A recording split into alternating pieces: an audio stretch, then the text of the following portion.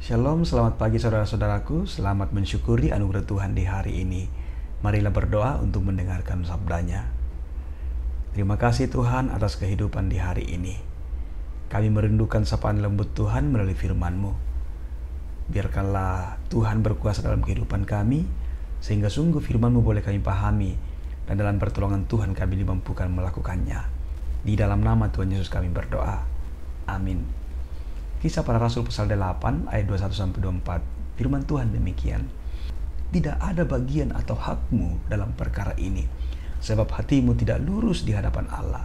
Jadi bertobatlah dari kejahatanmu ini, dan berdoalah kepada Tuhan, supaya Ia mengampuni niat hatimu ini. Sebab kulihat bahwa hatimu telah seperti empedu yang pahit dan terjerat dalam kejahatan. Jawab Simon, hendaklah kamu berdoa untuk aku kepada Tuhan, supaya kepada aku jangan kiranya terjadi segala apa yang telah kamu katakan itu. Demikian firman-Nya. Renungan pagi edisi 23 Oktober 2021. Saudara-saudaraku, iman yang dangkal tidak akan pernah menghasilkan buah kehidupan yang maksimal. Justinus Martir, sejarawan abad kedua, menulis tentang Simon Magus, seorang penyihir dari Samaria yang disapa sebagai dewa tertinggi. Pada awal abad kedua, Bapak Gereja Irenaeus menyebut bahwa Simon Magus sebagai bidat aliran sesat Gnostisisme.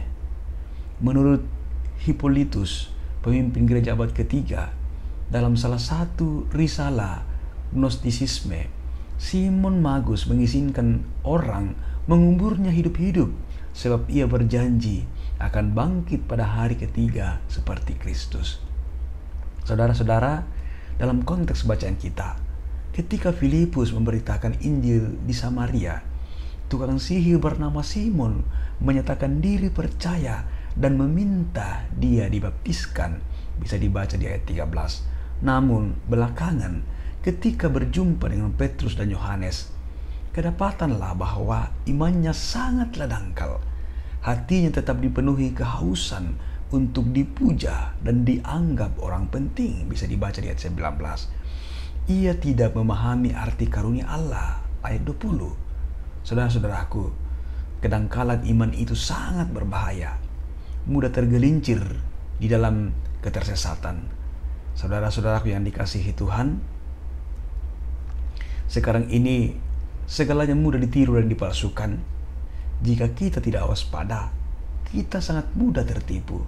Banyak produk, dokumen, uang, tawaran, iklan, pesan media sosial, dan sebagainya. Itu banyak yang palsu. Tingkah laku palsu termasuk. Banyak juga tingkah laku yang palsu, termasuk kekristenan yang palsu. Saudara-saudaraku, kita akan mudah terkecoh jika hanya beriman secara dangkal.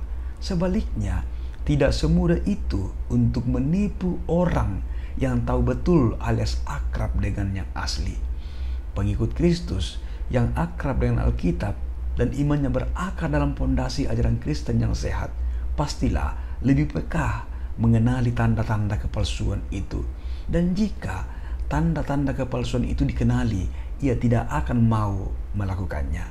Saudara-saudaraku, tidak ada bagian bagi orang yang hanya berpura-pura beriman. Tidak ada tempat bagi mereka yang hatinya penuh dengan niat jahat.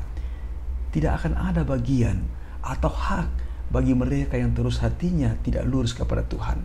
Karena itu saudaraku, hidup kita ini sekarang adalah momentum prima bagi kita untuk berjuang supaya hati kita lurus di hadapan Allah. Tuhan menolong saudara dan saya. Mari kita berdoa. Terima kasih Tuhan untuk firman kehidupan yang Engkau layakkan kami alami di pagi ini. Biarlah kami ditolong oleh Tuhan untuk semakin jujur di hadapan Tuhan.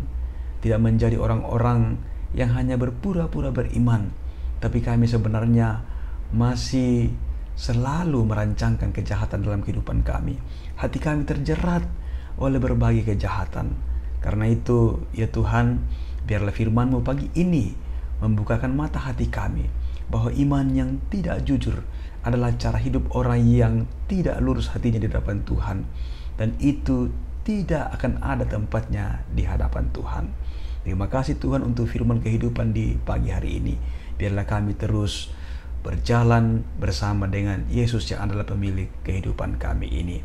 Dan kepura-puraan beriman dalam hidup kami, kiranya Engkau menolong kami supaya kami menjauhkan dari cara hidup kami. Terima kasih Tuhan, dalam nama Tuhan Yesus kami berdoa. Amin. Selamat berakhir pekan Bapak Ibu sekalian. Kasih Tuhan selalu menjadi kekuatan kepada kita.